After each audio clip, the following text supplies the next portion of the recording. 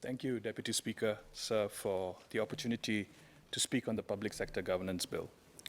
Given the recent unfortunate incidents of impropriety amongst government-linked companies such as Keppel, this bill provides a most timely reinforcement and strengthening of corporate governance processes across all statutory boards. I stand in support of all the provisions and amendments to the bill, but would like to urge the government to pay special attention to two key aspects which I feel are at the heart of corporate governance. They are quality of leadership and transparency in the area of accountability. Mr. Deputy Speaker, sir, our statutory boards are very well run and led by strong CEOs. I have witnessed this firsthand when I served as a board member on the Media Development Authority from 2010 to 2016.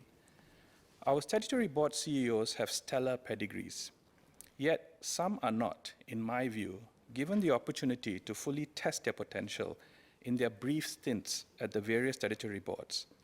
In some sectors, these CEOs and members of their leadership teams are rotated perhaps a little too frequently.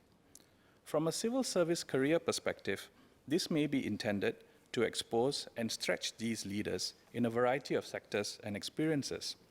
However, there is concern that in some sectors, a 2 or 3 year stint might not provide enough time for a CEO to fully understand the industry and to build a strong corporate culture and governance ethos.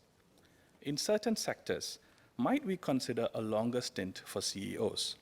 Perhaps feedback from industry and SMEs in the various sectors could be used when deciding on leadership and succession.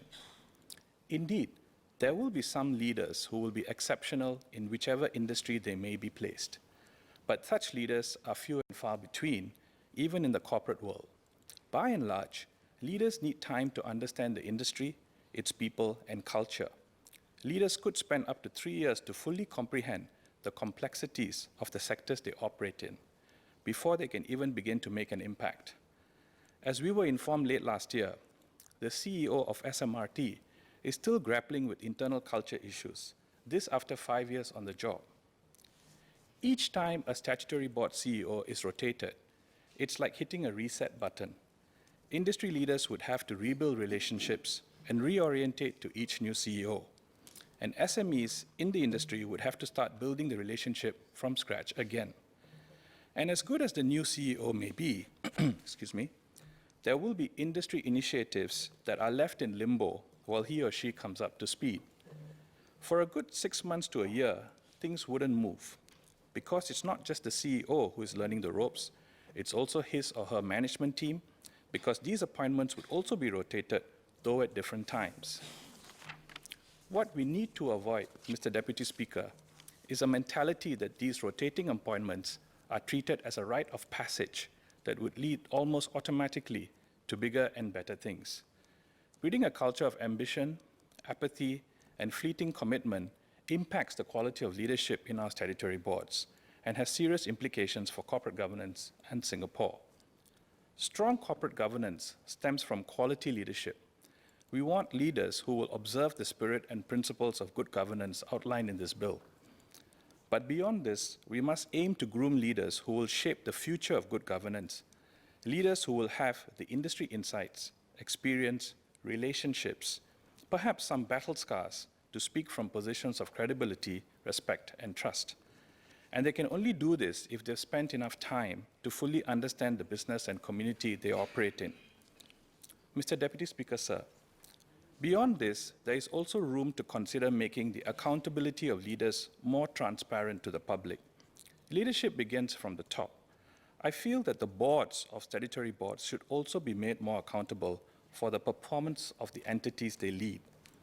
For if we are to truly embrace private sector practices and not just borrow chunks that we might seem useful, we must also hold our boards and CEOs accountable when statutory boards run afoul of corporate governance.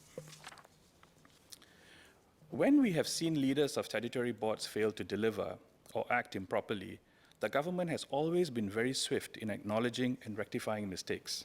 However, it is not always clear what becomes of the errant leaders and boards that were in place when these mistakes were made.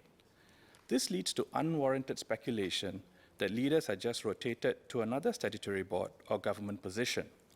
Perhaps a little more transparency over board and leadership appointments, as well as leadership performance, is warranted. Mr. Deputy Speaker, sir, this bill is a sign that the government is moving in the right direction. However, it is also important that in aiming to improve corporate governance, it does not create more layers of guidelines, rules, and regulations that will surely stifle creativity and growth. Disruption and the digital revolution has shown that conventional approaches can quickly become obstacles to growth. So while we must uphold corporate governance at all times, we should also be nimble enough to work fast and smart and be free of red tape. Billion-dollar businesses are now being hatched as we speak in dormitory rooms and teenage bedrooms. In staying true to the spirit of good governance, we must also be fast enough to ride these waves of innovation in areas that are uncharted. I am hopeful that the provisions of this bill, as well as the greater attention to the quality of leadership and transparency and accountability in our statutory boards, will augur well for corporate governance in our public sector. Thank you, Deputy Speaker, sir.